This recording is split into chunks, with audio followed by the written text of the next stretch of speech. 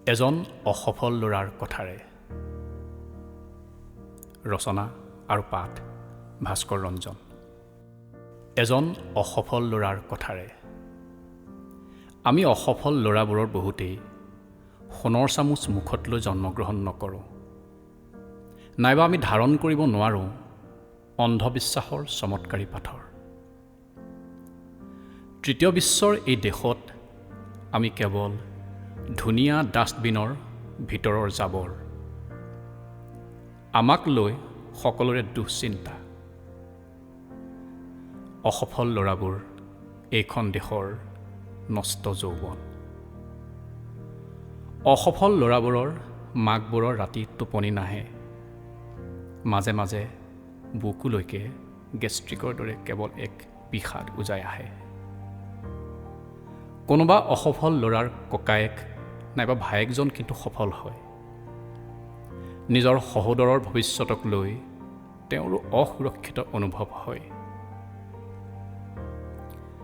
অসফল ল'ৰাবোৰৰ প্ৰেমবোৰো অসফল হয়।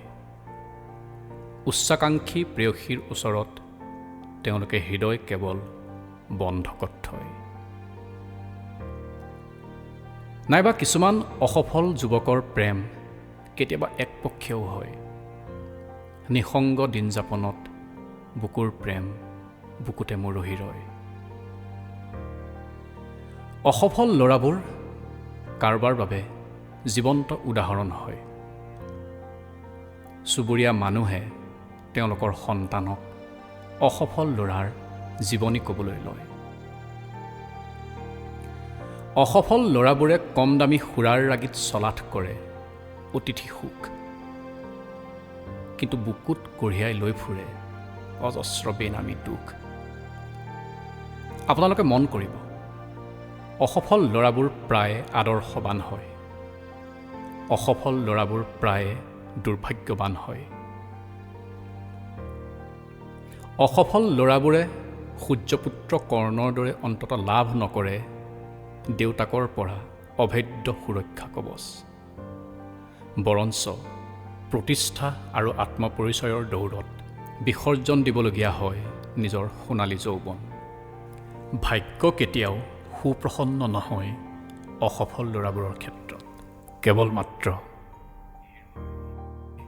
সৰ্বশান্ত হোৱা যায় জীৱন যুদ্ধত। সঁচাকৈ বৰ কষ্ট অসফল হৈ জীৱন কটোৱা।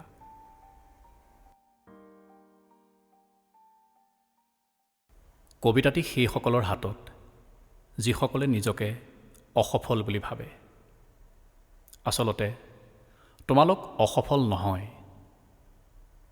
সফলতা কেতিয়াবা কিছুমানৰ জীৱনলৈ কিছু পলমকৈ আহে।